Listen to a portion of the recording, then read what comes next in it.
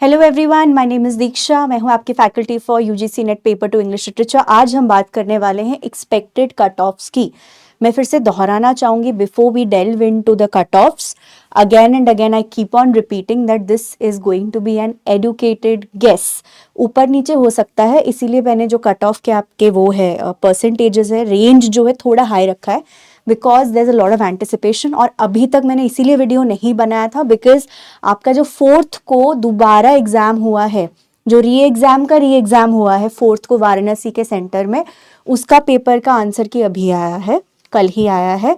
And उसका level जो है उसके बारे में थोड़ा सा हम बात भी करेंगे, सारी शिफ्ट्स की बात करेंगे। एंड नॉर्मलाइजेशन उस पर अप्लाई होगा नहीं होगा, that is also a question mark because technically it is not a third shift, it is a re-exam ka re-exam, so whether they are going to consider it to be shift 3 or not is a question mark. उसके बारे में थोड़ी देर में, पहले हम normalisation की बात करते हैं, फिर हम सारी शिफ्ट्स की डिफिकल्टी की बात करेंगे, फिर हम कट ऑफ्स की बात करेंगे। ठीक है, this is a document from your NTA जहाँ पे उन्होंने नॉर्मलाइजेशन की प्रोसेस की बात की है।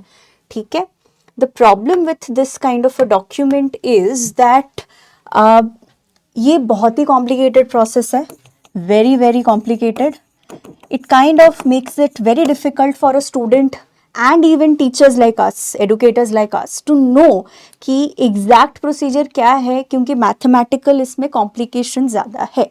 ठीक है, पूरा समझना मुश्किल है, बट जितना भी मुझे समझ आया है मैं उतना आपको बता देना चाहती हूँ। पहली बात तो रॉ स्कोर जो है, जो आपका प्रॉपर एक इंसान ने निकाला है, तो पहली बात है कि इंडिविजुअलाइज्ड स्कोर्स देखा जाता है इन अ प्रोसेस ऑफ नॉर्मलाइजेशन। ठीक है, उससे फिर परसेंटाइल तक पहुंचा जाएगा, तो जिसको हम रॉ स्कोर कहते हैं उसके बारे में पहले बात होती है।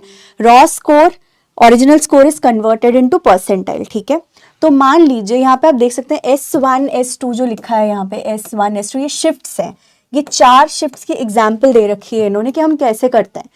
तो ये 200 है, यहाँ पे शिफ्ट 1 में हाईएस्ट स्कोर की बात हो रही है, यहाँ पे highest score is 200 out of 300, उसका परसेंटाइल आएगा 100, तो वो 100th परसेंटाइल में आएगा।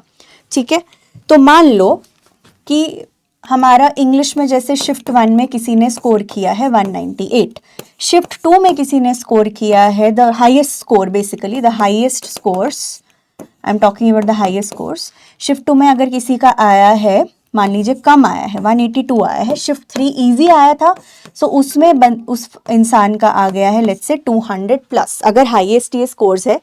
ये सारे लोग आपके आएंगे 100th परसेंटाइल में। तो आप ये देख सकते हैं that it is not unfair.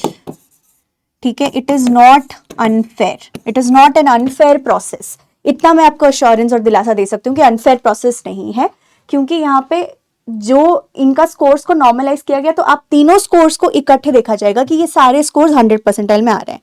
ठीक है, तो फिर उसके बाद ये देखा जाता है कि कितने लोग कौन से शिफ्ट में अपीयर हुए थे। तो यहाँ पे आप देख सकते हैं नॉर्मलाइजेशन कैसे हो रहा है। ठीक है, 183, 200, 194, 200 सारे 100th परसेंटाइल में आ रहे हैं। That means all these people will be qualifying net. ठीक है, अगर ये हाईएस्ट स्कोर है तो शायद JRF भी मिलेगा, बट JRF 0.5% स्टूडेंट्स को दिया जाएगा।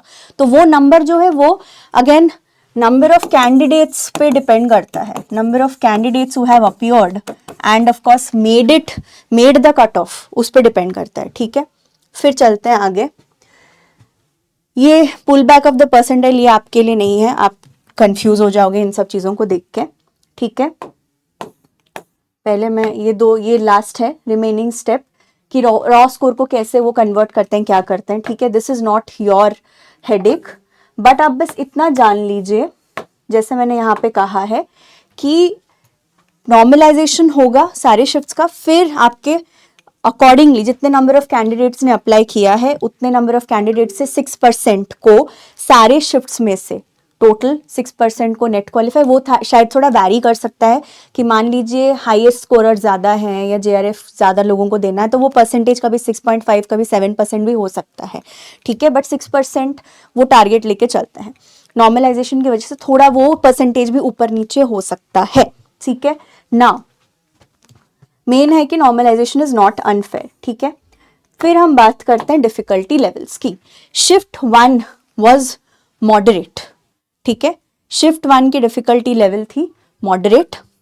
शिफ्ट 2 की शिफ्ट 2 की डिफिकल्ट लेवल थी डिफिकल्ट, इसके बारे में बहुत चर्चा हम कर चुके हैं ऑलरेडी, ठीक है। मॉडरेट, डिफिकल्ट एंड शिफ्ट 3 जो है आपका वो इजी आया है।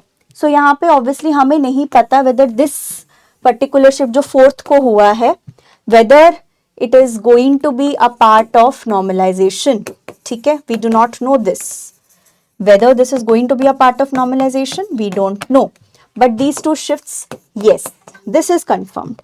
So उस हिसाब से even if you have appeared in shift 2 and your cutoff is going to go low, you still will have a fair chance of qualifying. तो वो परसेंटाइल पे आप डिपेंड करेगा कि आप किस परसेंटाइल में आ रहे हैं उसी शिफ्ट में, तो आपको इक्विवेलेंट लेवल पे लाया जाता है, इक्विवेलेंट लेवल पे लाया जाता है, ठीक है।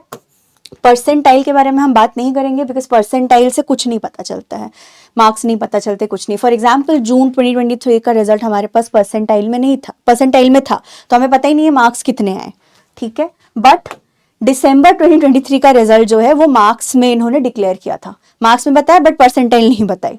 तो ये जो है that kind of grey area always remains from the NTA side, ठीक है। तो यहाँ पे आप देख सकते हो कि क्या परसेंटेज है, क्या स्कोर है कैटेगरी वाइज। UR 208 था जो कि 69.3, काफी JRF काफी अच्छा खासा कट ऑफ गया, यहाँ पे 60.6%, ठीक कट ऑफ गया। दिस इज नॉर्मल, 58%, 59%, 60% जाता है, ठीक है। यहाँ पे थोड़ा हाई गया because I think paper was from somewhere between easy to moderate या moderate to easy. So these are the cut offs and you can see the differences in the categories and the amount of difference. JRF के मामले में आप देख सकते हैं कि number में डिफरेंस थोड़ा कम है कंपेयर टू असिस्टेंट प्रोफेसरशिप, ठीक है। ये 2 कैटेगरीज हुआ करते थे, अब 3 कैटेगरीज आ गए हैं। तो फाइनली एक्सपेक्टेड कट ऑफ्स की हम बात करते हैं। Again I am repeating myself, educated guess only, ठीक है। तो मेरा जो मानना है नॉर्मलाइजेशन के बाद, सब कुछ के बाद आपका जो आप अगर कैलकुलेट करते हैं आपने कितने क्वेश्चंस किया है क्या नहीं किया है, और हाँ उसमें ये है कि मिनिमम जो आपका मिनिमम क्वालिफाइंग है 40 मार्क्स, 40% आना चाहिए आपका पेपर 1 में to even make it to the list and 35% in paper 2। This is the minimum marks. सो मान लीजिए आपका पेपर 1 में 40% से लेस है तो automatically you are out, automatically you are out. So इतना 40% in paper 1 and 40% is the minimum eligibility बोला जाता है इसको, to even enter the race, ठीक है, to even enter the race. Now हम बात करते हैं यहाँ पे कट ऑफ्स की। तो कैटेगरी 1, कैटेगरी 2 एंड कैटेगरी 3 इसके बारे में अभी तक कोई जानकारी नहीं है, तो ये मैंने गेस किया कि थोड़ा लो जाएगा बिकॉज ये PhD एडमिशंस ही सिर्फ दे रहे हैं। एंड और एक चीज मैं बता दूं, your marks will be revealed, ये भी मैं बता दूं इस this time at least for categories 2 and 3, for categories 2 and 3 marks will be revealed because this is going to be used for your PhD admissions, it is going to be used for PhD admission, क्योंकि वो mark count किया जाएगा, उसके साथ आपका interview होगा, 30% marks और interview है ना। तो वो मद्देनजर रखते हुए ये सारे आपके कट ऑफ्स हैं। कैटेगरी 1 देख सकते general 65 to 69, I have kept the range a little wide and इस बेसिस पे आप फिर कैलकुलेट कर सकते हैं कि how many questions you are getting correct.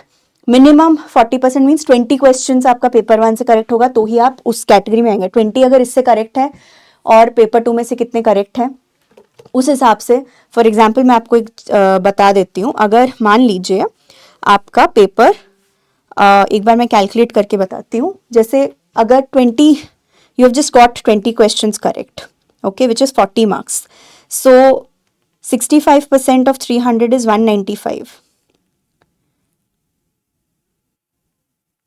1 second.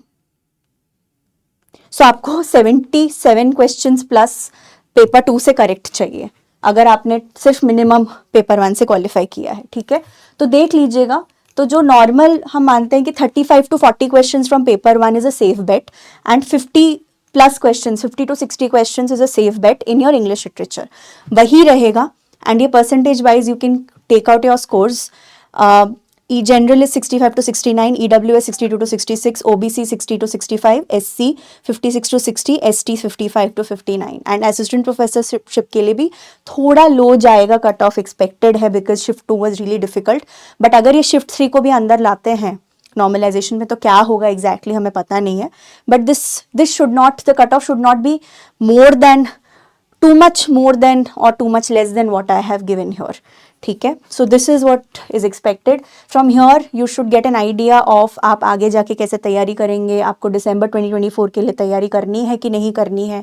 And आप में से काफ़ी लोग हैं जो JRF की कोशिश कर रहे हैं. JRF is just going to be given to 0.5%. Very less number of people get JRF.